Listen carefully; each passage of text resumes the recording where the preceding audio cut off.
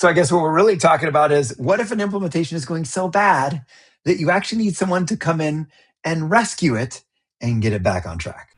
Welcome to ERP on Tap, your steady flow of everything you want to know about NetSuite and Acumatica, the podcast where we dive into practical tips, expert insights, and real-world examples, exploring the tools, tips, and tricks you need to make your business processes flow like never before. Welcome to ERP on Tap. This week, we're talking about what happens when a NetSuite implementation gets off track and how bringing in the right partner can help rescue the project and get it moving in the right direction. My guest today is Steve Shields, a CPA, and he's the Business Systems and Technology Manager at TriTool Technologies, a global leader in the design and manufacturing of high-performance machine tools.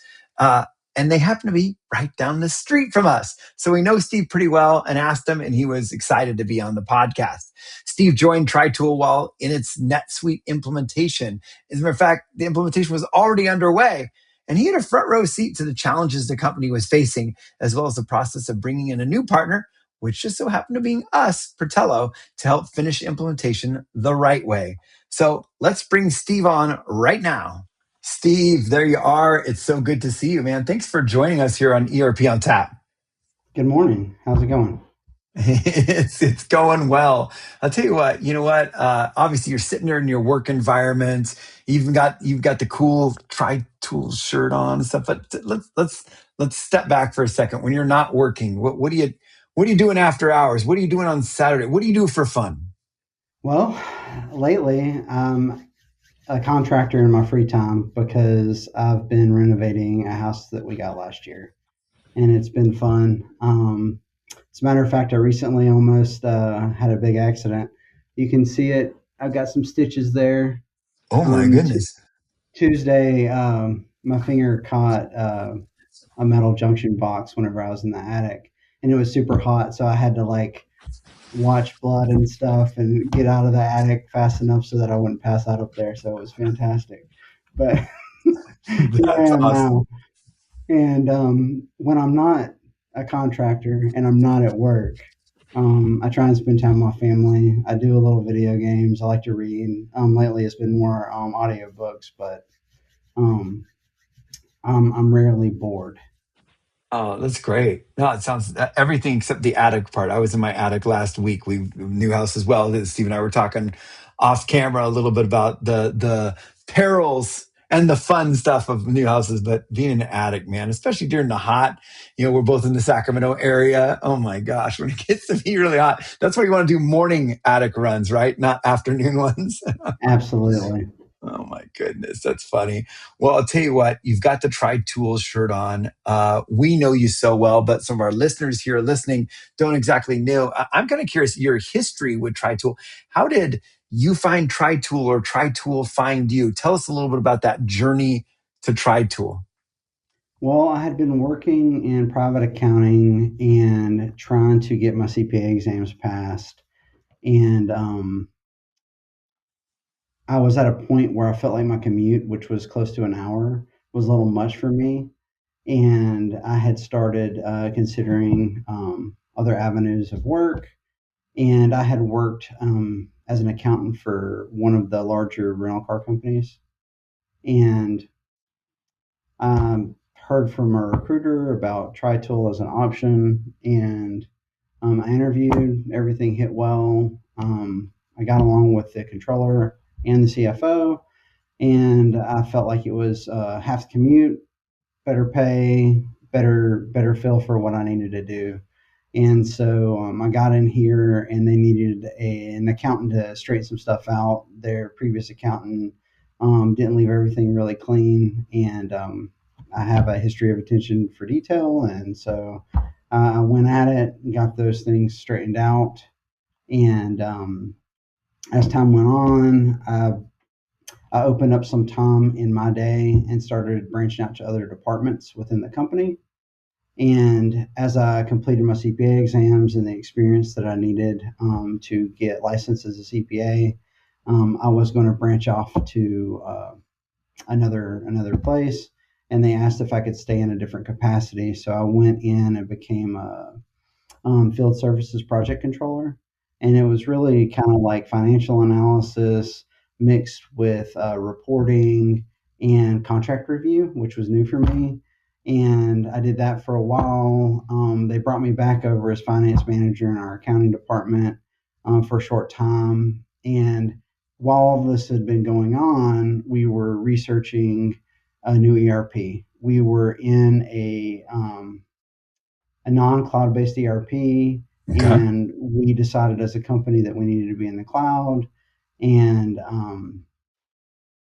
anyways, I got brought in after that had already started occurring, and the person that we had administering that before me was leaving, and our CEO asked if I could come in and take over that position.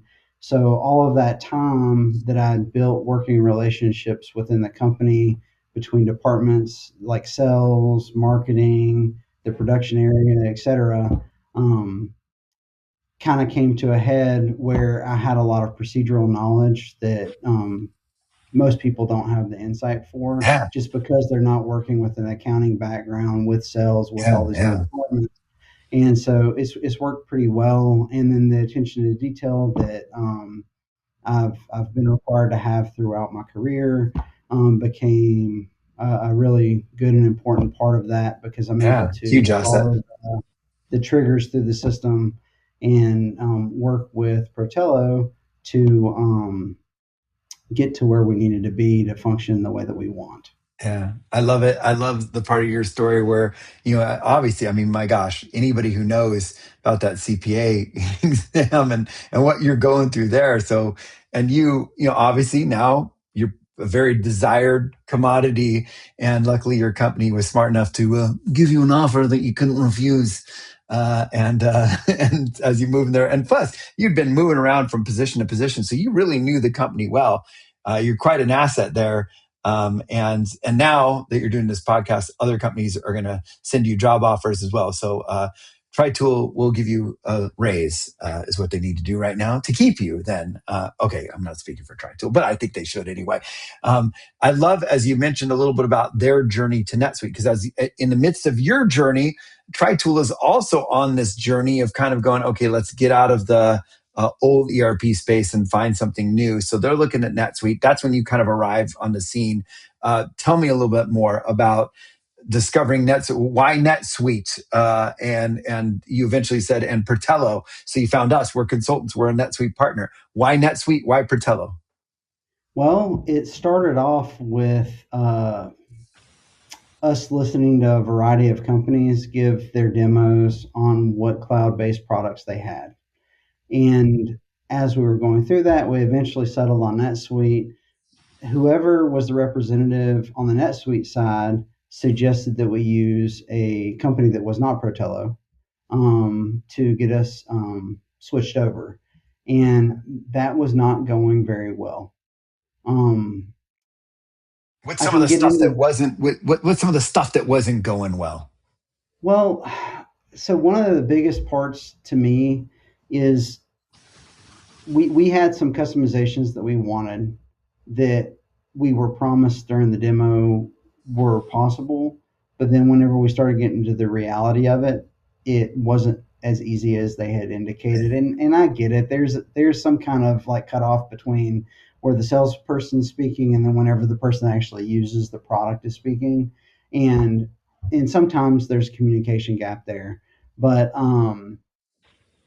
they didn't centralize things well. And our administrator at the time, although they did a great job and they had to step into that position, it wasn't like we hired somebody outside that was an experienced NetSuite administrator.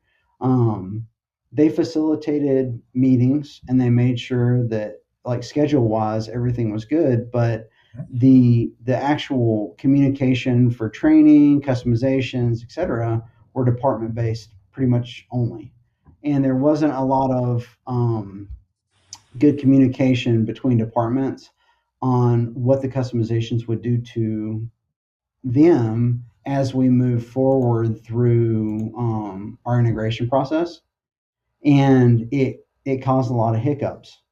So That was a problem. And then we had zero capacity to have in-person training, which for us and our team, it was kind of a problem. And we didn't think it would be that big of a deal at first, but it became more of a big deal as time went on. And there's just some cues that you do better in a group with people, and you can see how they feel better than you can in video. It's just hard to describe. And yeah, I could get into the politics of that, but it's real. And so with all that said, our CEO was the one that kind of ran into Protello in Mhm. his research to find a better fit for us. And we had a consultant assigned. Her name's Brienne, Mhm. and it's been great since. We had a transition from the way our previous company worked to having somebody in house that could Yeah. help us out. And we had a time period where we had regular meetings, and we've tapered off from that over time. And now everything's pretty much digital. Every so often, we'll have a consultant come in, but it's not really a requirement anymore, because Portillo's learned about us to the point that we Mhm. can communicate well this way. That's nice. That's cool. And actually, ERP on Tap listeners, you might remember Brienne from that episode where we were Acumatica versus NetSuite. Brienne was talking about NetSuite and the advantages there. So you guys know Brienne as well. Steve, tell me what, obviously switching in the midst of an implementation or at any time to all of a sudden go, okay, NetSuite's not going right, we need these things done, and going to someone else, you hope that the next folks are going to do some things right. What are some of the things that immediately change? What did the new folks, in this case, Brienne, and Fratello, what did they start doing right? Well, the key thing was presence. It really was. It wasn't a company trying to make us to conform to whatever their idea of what they thought we said was, but it was somebody being there and available for us. And it wasn't just having somebody in a room, it was somebody that could open up their ears, hear what we have to say, and really consult us on the topic. And so our discussions would usually go, hey, this is where we're starting, this is where we're ending. I feel like these are the points that are going to be a problem. Hey, Brian, hey, consultant, depending on the topic, it's going to be a developer or whoever. It's like, what do you think about this? Do I have my head in the right space? Do I need to rethink my logic? And Mm-hmm. I think it was a big change for us too, because since I had the procedural background, I was able to give insight on some of that, take feedback from the department, and try and get it in a centralized manner so that we can act on it in an A to Z approach, instead of, oh, well we have to have this button here, and then like nobody connects that to the whole scheme, right?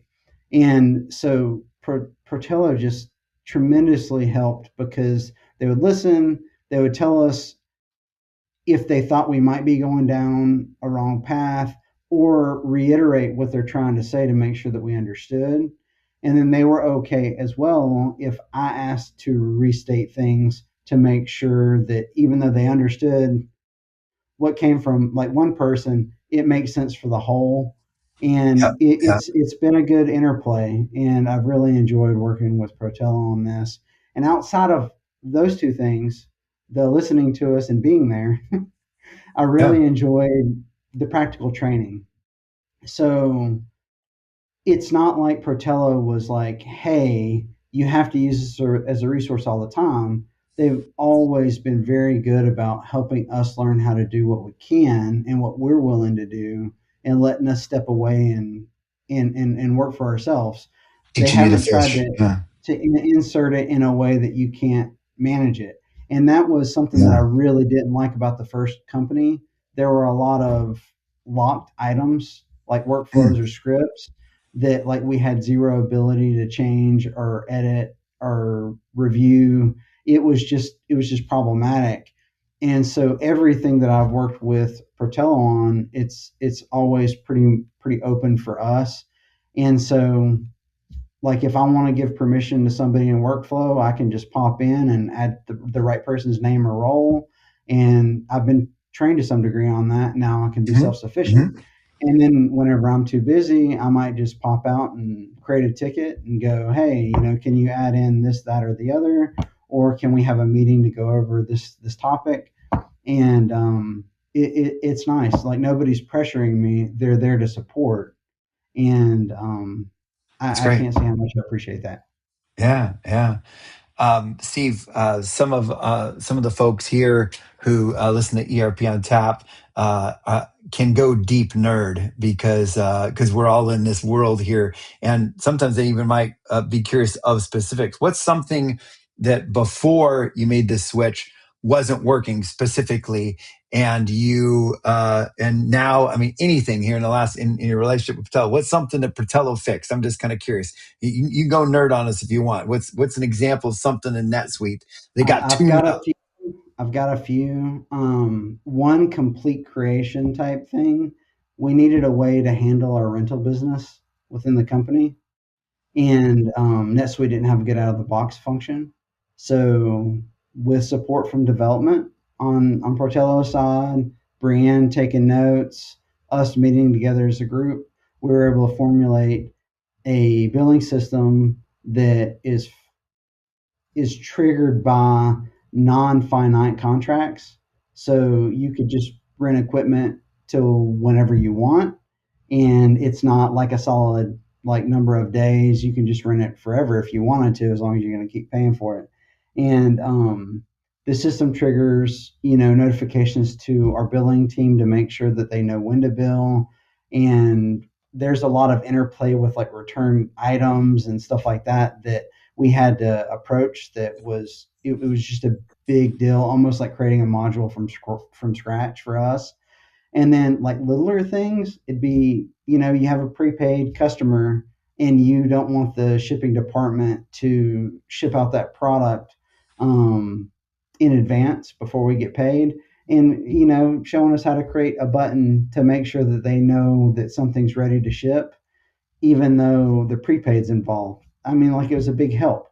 And that's something that's like way smaller, but it has really big implications for us and how we recognize revenue and get Oh, paid. cool. And, it's really great. There's the CPA coming out, recognizing revenue. Rev rec is never fun. The Let me ask you a fun question. Anybody who while watching this jumped and searched for TriTool and looked y'all up, TriTool in Rancho Cordova, California, see some pretty cool tools there. And all your jumping through attics and all that kind of stuff. Now being the contractor, do you get to use any TriTools, or are they not? Well, we're a portable machining company, and a lot of the products that we have are meant to cut pipe, Yeah, and a lot look of like it. them are meant to prepare the ends of pipe for welding Yeah. in industrial environments. So something that's been really great for me, they have these days at my kids' school where they have parents come and share something about their work, and our STS line of product, which you can see on the website, Yeah. it's an in preparation tool that even I can use with my accounting background. So it's a really neat tool. You attach it to the end of the pipe, and you push a button, and this bit just goes around this pipe and makes it where it's the correct smoothness and cut It's so that it awesome. can be used in the next manufacturing process that they need to do. And so I was able to take that to the school on a stand, let some kids prep the ends of some of the pipe and show them Oh, like how how it cool. works, and tell them not to touch the metal shavings because they're sharp, that kind of thing. Yeah. Yeah. But that's the limit of when I've been able to use the product. When I worked with my field service team and dealt with logistics on some of the tools, because that tool is small and I can carry it in a little Pelican Yeah. case, Yeah. roll it up to the school, etc. Some of our products are larger and need cranes and whatnot, and so I definitely did not get to use any of those. But For sure. I've seen them come back in and get prep for next use and stuff, and it's been pretty neat. Um, to the point that I was so out of it when I got hired. I remember they walked me through the back, and they were showing me there's a lot of CNC machines and other manufacturing um, pieces, and like the only thing that I kept thinking was everything looks like it's like gonna catch ghosts, like it's for Ghostbusters or something. But it was my first introduction to portable machining and that world at large. That's So it's cool. been Well, that pretty neat. sounds like an awesome trip to your kids' school too. It's like you think of the, I mean, the boring, lectures that many of us parents is like, what do you do? I sell software. I think of Billy Crystal and City Slickers. I sell air. That's what I do. I sell air. Well, the reason I didn't just go and say, "Hey, I'm an accountant," because I would always tell them, "Oh, I'm a Yeah, CPA," and I'm like current yeah. my title is Business Systems and Technology Manager. Pardon the cracking voice. Um, it's just not cool. It's not a fun job. Like, what am I gonna do? Like, show them Let me Excel and explain have it revenue. color Yeah, code? explain revenue recognition. Explain. This That's is the hilarious. matching principle, kids. It's really important in accounting. Let's Like talk about the three-way match. it's just boring, and so that's why I was like, hey, can I like bring a tool, can I do something that is actually Yeah, like easy to see a start and a finish and get these kids that's excited awesome. about other options. As a matter of fact, had I been more informed about the application of engineering um, in the real workplace at large, I would have possibly gone engineering versus accounting out of high school. I was really going to go into computer science, and I met my to be wife, and I decided that it was easier to do accounting than learn programming because I didn't have any programming experience outside of college. And I switched majors from computer science to accounting and stuck with that, got my CPA, etc. But I would have definitely considered engineering as a really good work fit for me. Um, Yeah. Well, and what's it so actually say on your business card, so to speak, right now? What's your actual title now? Business Systems and Technology Manager. Yeah. Which almost does that sound more like accounting or more like engineering? I think you brought some of that It's that closer to IT. It's yeah, closer to it, IT it, now. definitely, definitely. Well, let me ask you one other question. If you ended up, and obviously, you love TriTool, and TriTool is great, and I'm sure your relationship with them is gonna stick, is gonna stick. But let's just say hypothetically that you were going somewhere else because you had an opportunity to go somewhere where they also were on an old ERP system and they were going to implement a new system. Knowing what you know now, and just at a super high level, what would you do differently now knowing what you know when it comes to selecting an ERP and implementation? Any advice you give someone who might be on that search right now?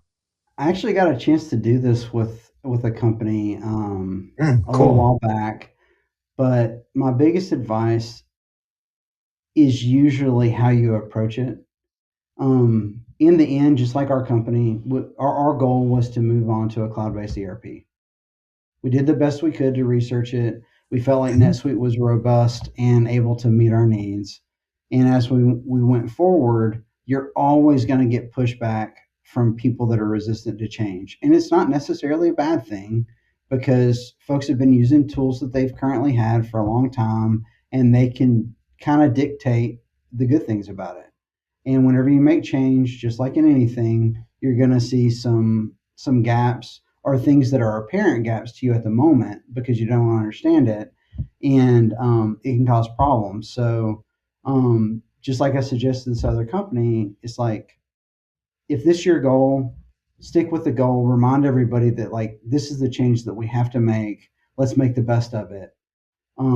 Stay open minded, really approach the topics well, get into the mechanics of it. Don't just take the sales pitch per se. There is a point where you just have to go, okay, this should function for our Mhm. needs. We'll get into the details later because you're not going to be able to answer every question ahead of time.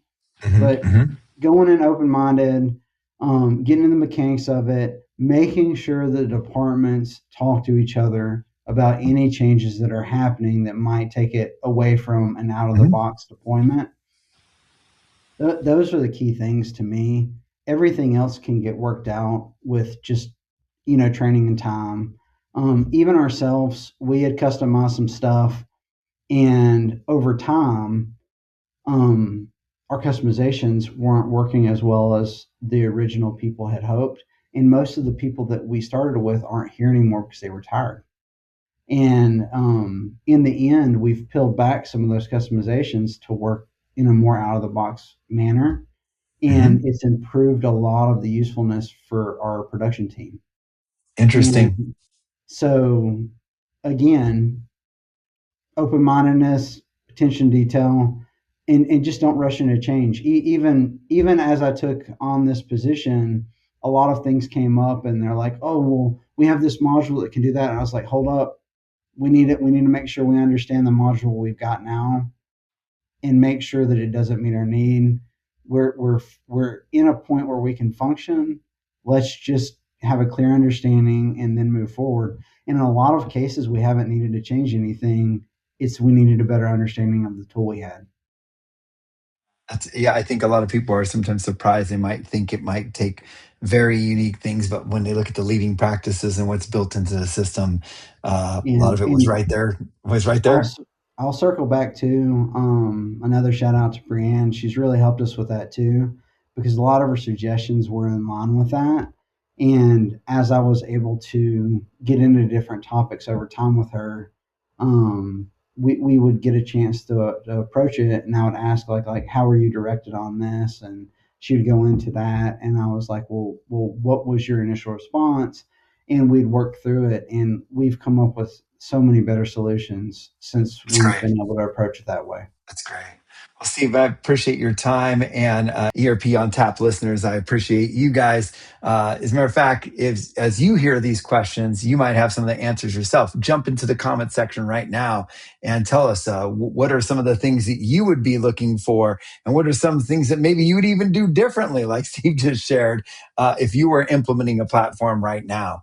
Steve, appreciate this. This is so great. Love hearing the story of when you're on this journey, and sometimes you have to make a pivot. So thanks for sharing your firsthand experience. No problem. We're looking forward to bringing you even more episodes. So please hit that like and subscribe button. Help us help you. And we'll see you next time on ERP on Tap.